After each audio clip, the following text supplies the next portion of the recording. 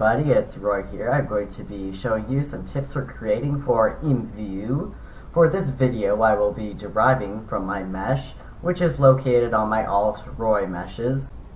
Now to get started, we're going to download the textures. You can find them by clicking the link at the bottom of the description. Now here in the album, I have all the textures and UVs available, so you can download them.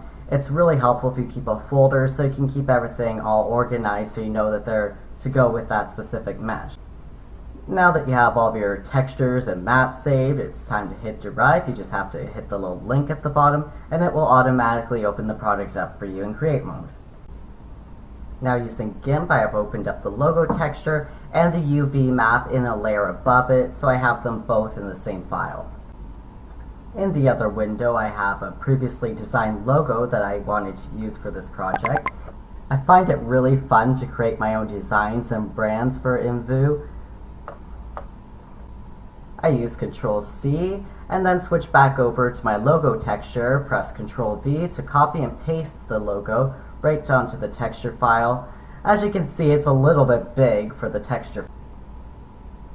At the top, I set the logo to be a new layer, and then I resize it to fit the texture. Using the UV map as a guide, I can position the logo to a more favorable area of the map. It can take a little bit of adjustment. That's why it's always good to try things on in create mode often.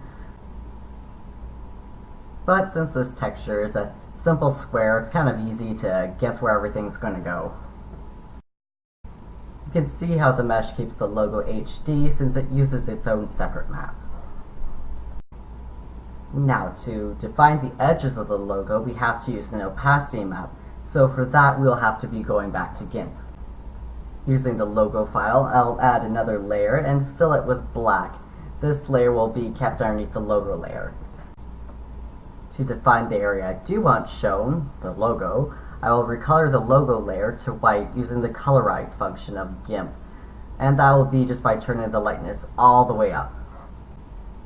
Back in create mode again, I can now load in my opacity. With my logo finished, I'll now work on the actual shirt layer beneath. I decide I want to make it a little bit darker. Back in Gimp, I'm opening the texture files for both the front and the back into the same file at separate layers. That way I can recolor them both at once. It's really easy that way. I'm going to add a third layer that will be at the top and fill it with black. After that, I will set it to overlay and I'll adjust the opacity until it gets to the darkness I desire. And then export two separate files, one for the front, one for the back. You just have to hide the one layer to show the other one. Now I just need to make sure I load the textures into the right places.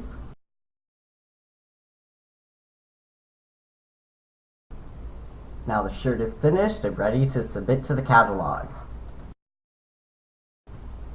As you can see, the image and the text is very clear, even close up. Thank you for watching. I hope this video helps you out. If you have any questions, feel free to message me, or you can post in the discussions to ask other users for help as well.